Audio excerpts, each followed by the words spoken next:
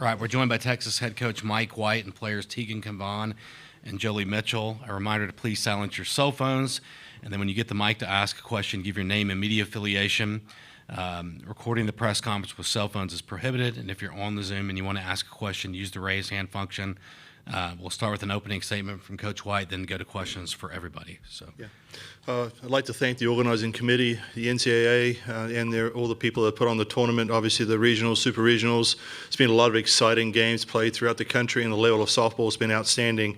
Congratulations to all the teams that made the College World Series, and we're just super proud to be one of the last two teams standing and excited to look forward to a great championship series.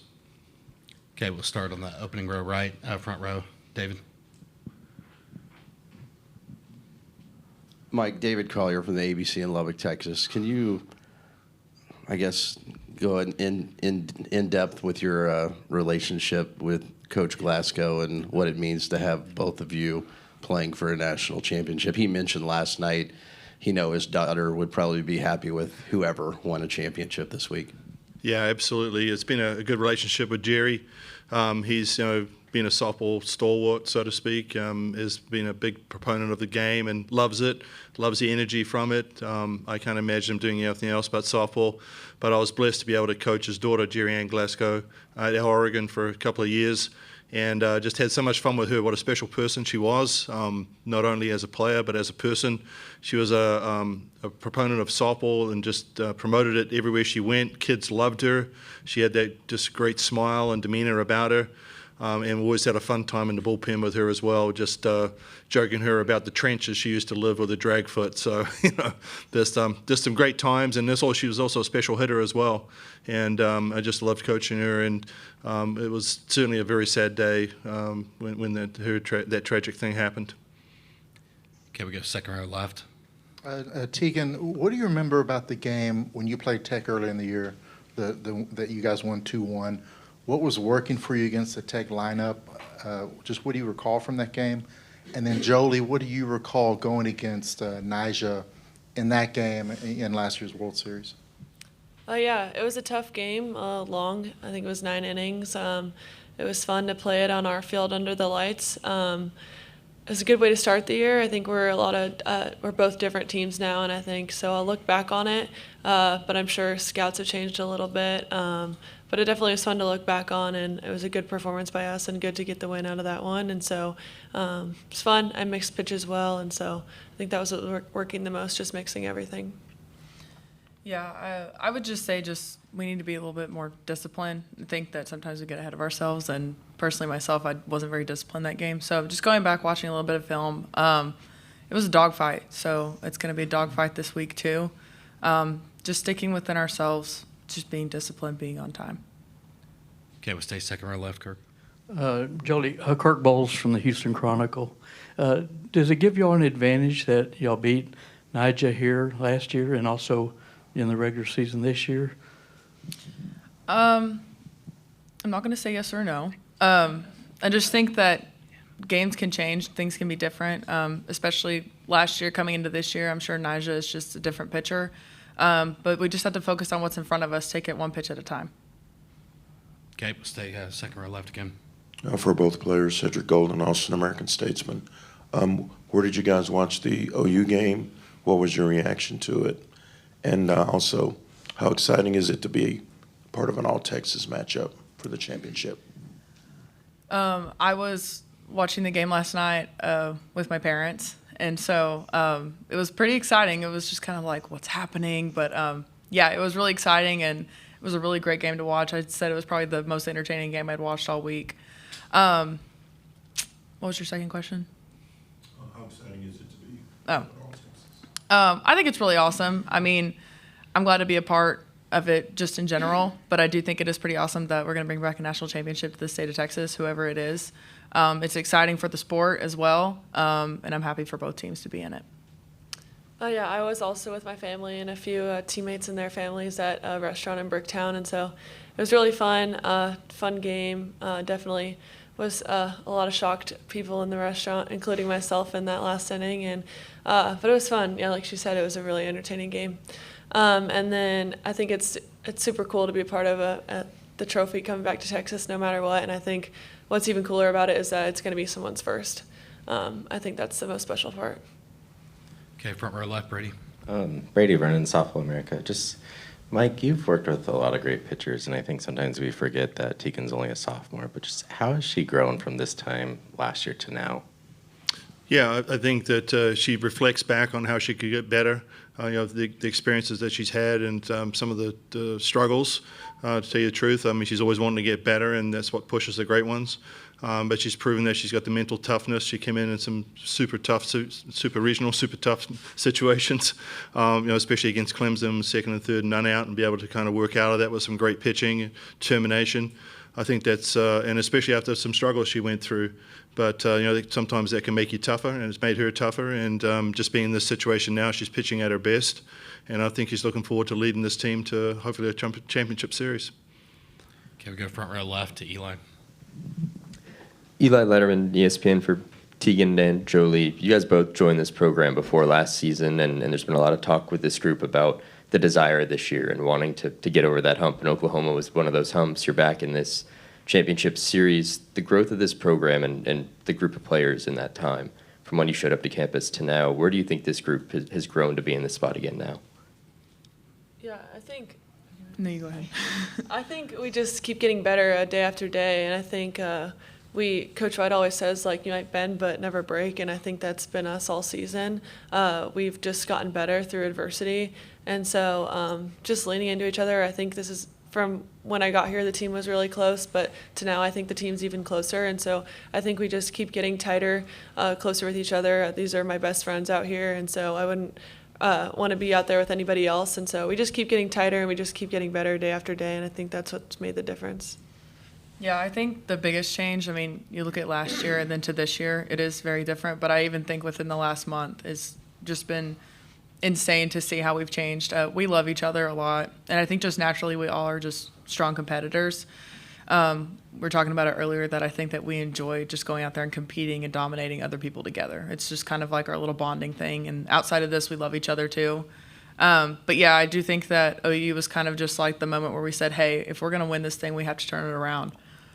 Everybody this postseason has played a huge part. I mean, you look back and Leanne's had a great postseason. KB got us the run in against Clemson. I mean, it's just everybody is contributing the best that they can. And I think that we've had a really great attitude going into this week as well. Okay, we'll stay front row left, Jake. Yeah, question for Teagan and then for Mike. Coach, you guys have been knocking on the door in recent years. How much have those experiences helped and prepared you for this moment? And then, Teagan, you've had some battles with Nyjah over the last couple of years. What's it like when you're pitching or facing off against an opposing pitcher like that? Yeah, I mean, you can't ignore that. Obviously, she's going to hold offenses off quite a bit, and so it's always in the back of your mind. I think I just try to take it, and it's obviously fun. It's a challenge, and I like when it's a pitcher's duel. It's fun to just compete in those atmospheres and against the best. And so, I don't know, it's just fun. It's fun to play against the best and to be a part of it. But yeah, I'm excited for us, and I was excited for our offense. I think last year it was different. This year it's different. I think it's in the back of your mind, obviously, that you're facing her, and you're going to have to. It's going to be a challenge for our offense, but it goes both ways, I think. Yeah, obviously we have 16 players that are back from last year and a few from the previous time before that. We're hoping we can use that experience, and we'll talk about the fact that if you had an opportunity to tell yourself what it would mean to be in the situation right now, what would you say being in that position, and they have the opportunity right now. And I think it's just to be together, work really hard, and play the best softball we can. The game's not going to know that we've been there before. It's going to reward the team that plays the best, takes the most of the opportunities, and that's what we have to do. Okay, we go second row right. Ryan Campos, CBS Lubbock. Coach White, what has impressed you the most outside of Nyjah about this Texas Tech team to get to this point of the season? Jerry Glasgow's cunningness. So, he's savvy as a fox. He's been in the game a long time. He's coached a lot of different places. His enthusiasm and joy for the game is great. But also, they have a lot of talent on that program too. He's brought over a lot of players that have experience from Louisiana as well. And they have the blend of speed and power Maybe not as much power as some teams, but you don't have to when you're throwing a .84 ERA out the door at the other team. So, they've got a good blend of determination and spirit, which comes from Jerry. Okay, we go front row left, Brady. Brady Vernon, Softball America. Just, Joley, you've seen Nyjah a lot, and we live in a data-central world with analytics and stuff. But what are the conversations like with Steve preparing for her and just maybe trusting some instincts based on previous at-bats? Yeah, I think his biggest focus is just getting the job done. That's kind of his mantra, and he does trust us, and he trusts that we're going to communicate well with each other, especially the way we've been communicating the last month or so. I think the biggest thing is that he's just going to ask us to be disciplined, us to be on time, and he always says it, just play Pepper. I mean, she's going to produce some of the speed for us, so if we just get out there and just play a little game, we're going to be just fine. Okay, we go second row left, Kirk. To Teagan and Joley, you said you both watched Oklahoma lose, and it was very entertaining. Are you relieved you're not playing Oklahoma in the championship round? Personally, I wanted it to be OU. I mean, if you want to be the man, you got to beat the man. So I'm happy either way, regardless, and I want to win this thing, and I'm ready to go. But I'm happy that we have a challenge right in front of us with Nyjah. So regardless, it was going to be a tough series. But, yeah, wish it would have been OU, but it's not, and so just got to focus on what's in front of us. Yeah, I personally didn't care. I don't think any championship will be easy, and so it's going to be a tough road either way. Okay, we go third row on the right. Nathan Geese, Lubbock Avalanche Journal. Mike, you've obviously squared off with Texas Tech plenty in the past, but is there a kind of a situation where none of that really matters because of how different the setting is, how different they are, and everything? Well, I think we're going to find out. It's something you don't know until it happens. But like I've always told the team that the game doesn't know. It's 60 feet turn left, 43 feet pitching distance and a 12-inch ball. It's going to reward the team that plays the best in the moment. And what has ever happened before has happened. What we can do is take our experiences, which we've had plenty the last few years, both good and bad, and use those to our advantage to be able to play against one of the best pitchers in the game right now. Okay, next question will be on Zoom from Eric Lopez. Eric Lopez, D1 softball. For the players, how did playing in last year's championship series, what did you learn from that experience that you hope to apply this time around? I think me personally, kind of just more focusing on myself, not getting caught up in anything external or who we're playing or the name on their chest. Just focusing on my strengths and what I can do and not getting caught up in and the other things around me. And I think that we've been just talking about that what matters is us and how we perform, and but just relying on each other, not external things. Yeah, I agree with Teagan, just making sure that we stick within ourselves. Yeah, last year was tough, but I think it's just because we wanted to make it tough. This year, I feel confident that our team's going to do what we need to do. We love each other. We can fall back on one another, and I think that we're confident in trusting each other. More questions? Okay, we go second row right. Lauren Morello with The Athletic. Coach, can you talk about how competitive you think your program's NIL budget is and what the benefits or complications of having one are in this new sports landscape? Yeah, that's a really hard question to answer because you don't really know what other teams have for a budget or how much they're spending. Obviously, we know that Nyjah's made over $1 million, which is great for the game and great for the sport. And as I saw on TV that it's helped promote the game in Lubbock, Texas, and in that part of Texas, and so that's a good thing. And we're hoping that there continues to be opportunities for our young women to be able to participate in NIL and make a living out of it, hopefully. And then we need the next step of that to be the professional league, which needs to keep doing what it's doing and getting bigger. And the push from Major League Baseball into that should help as well. But we try to be as competitive as we can. All of our players are getting some sort of NIL money. So that's a growth for us and just a start. And we're going to continue to push and make more opportunities available for our players.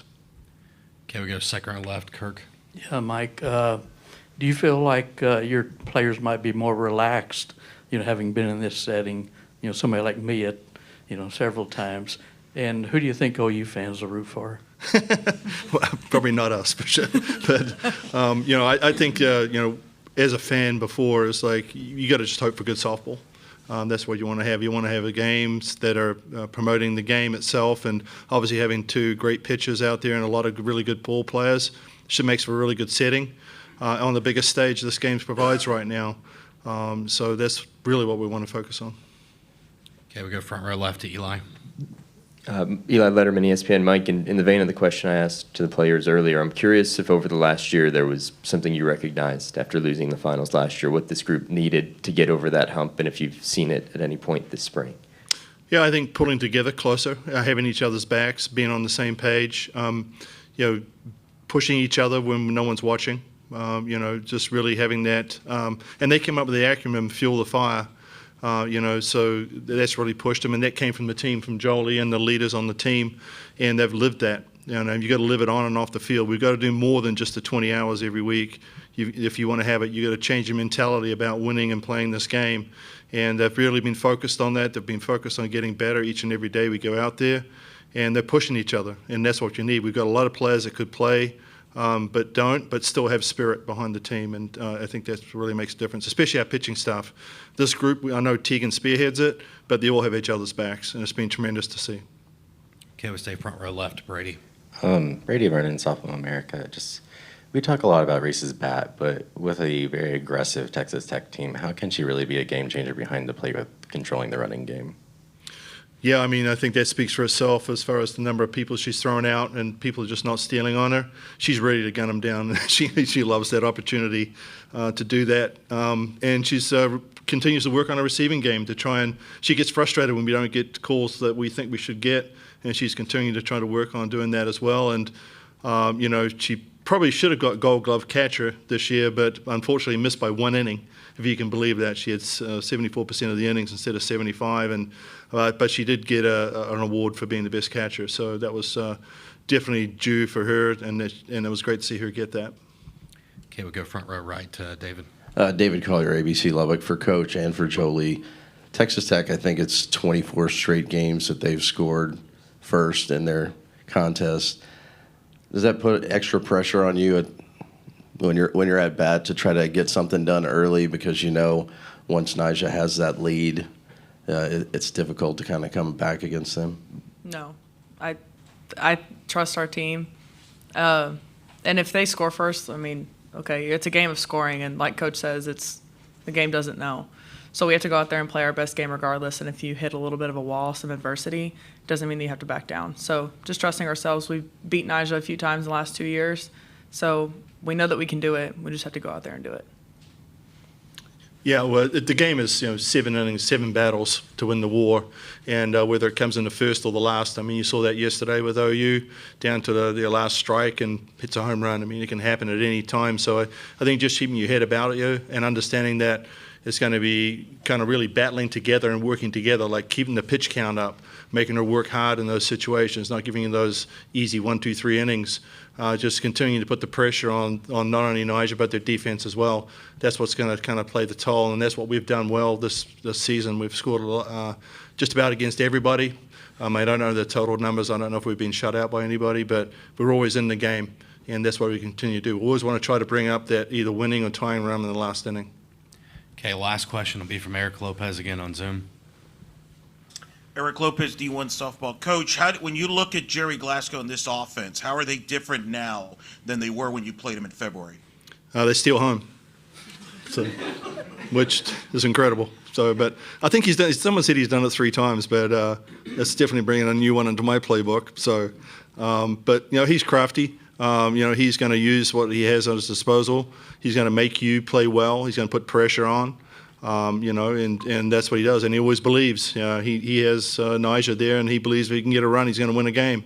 So, but we also have a very talented team as well. And so it's a great matchup. And Jerry, he knows the game. He's crafty, which I'm looking forward to that matchup. All right, that'll wrap things up for Texas. Thank you. Thank you. Texas Tech will be here at 12:30.